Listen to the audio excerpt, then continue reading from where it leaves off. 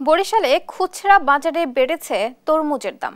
বিস্তারিত জানাতে যুক্ত হচ্ছেন শাকিল মাহমুদ। শাকিল, তরমুজের দাম বাড়ার কি কারণ, এ নিয়ে ক্রেতাদের প্রতিক্রিয়া কি আমাদের জানাবেন।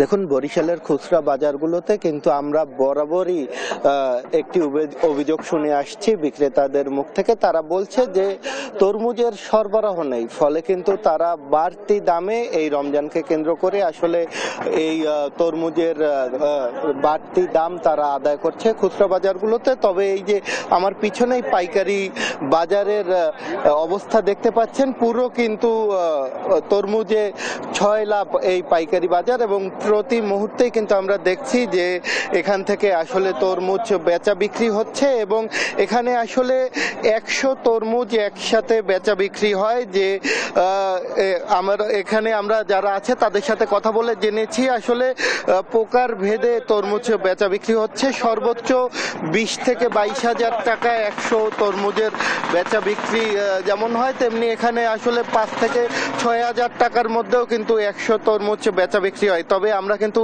খুচরা বাজারগুলোতে দেখেছি যে সেখানে কিন্তু কিছু কিছু অসাধু ব্যবসায়ীরা আসলে সুযোগ পেলে কেজি মূল্যেও কিন্তু আসলে এই তরমুজ বিক্রি করে থাকে। আমরা একটু কথা বলবো এখানকার যিনি ব্যবসায়ী আছে তার সাথে। আসলে খুচরা বাজারগুলোতে তো আমরা অভিযোগ শুনি যে সরবরাহ কম, আসলেই কি এখানে এসে তো দেখছি চিত্র একেবারে উল্টো, এবং কেন খুচরা বাজারে দাম বেশি? সরবরাহ কম নেই তরমুজের। এবছর সরবরাহ ফলনও ভালো হয়েছে, চাষিও খুশি, চাষি পর্যাপ্ত পরিমাণ দাম মোটামুটি যা পাচ্ছে ভালো পাচ্ছে। আর এখানে সরবরাহ কম নেই, সরবরাহ ভালো আছে, দামও সহনশীল পর্যায়ে আছে। কিন্তু খুচরো বাজারে একটু উশৃঙ্খল বাজার আর কি। খুচরো বাজারে কিছু অসাধু ব্যবসায়ী আছে যারা অতিরিক্ত দাম নিচ্ছে, কেজি হিসাবে বিক্রি করতেছে, কিন্তু এখানে আমরা সৎ হিসাবে বিক্রি করি। এখানে বাজার চলতেছে 8,000 থেকে 20,000 22,000 পর্যন্ত দাম আছে, সর্বোচ্চ দাম 25,000 টাকা পর্যন্ত দাম আছে। সেক্ষেত্রে খুচরো বাজারে একটা তরমুজ 400-500 টাকা বিক্রি করে, এটা তো আমাদের কিছু করার নেই।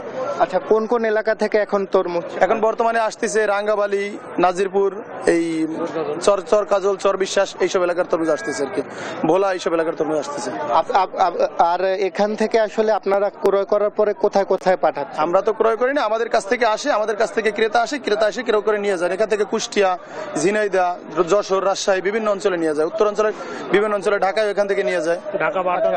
কিন্তু এই যে কেন খুচরা বাজারে এমন দাম বেশি, তারা কি বলে আসলে আপনাদের কাছ থেকে কত টাকা করে কিনে নিয়ে? আমাদের এখান থেকে তো পিস হিসাবে, আমি বললাম না, এখান থেকে 100 তরমুজের দাম সর্বোচ্চ 8,000 থেকে শুরু করে 25,000 টাকা পর্যন্ত আছে সর্বোচ্চ।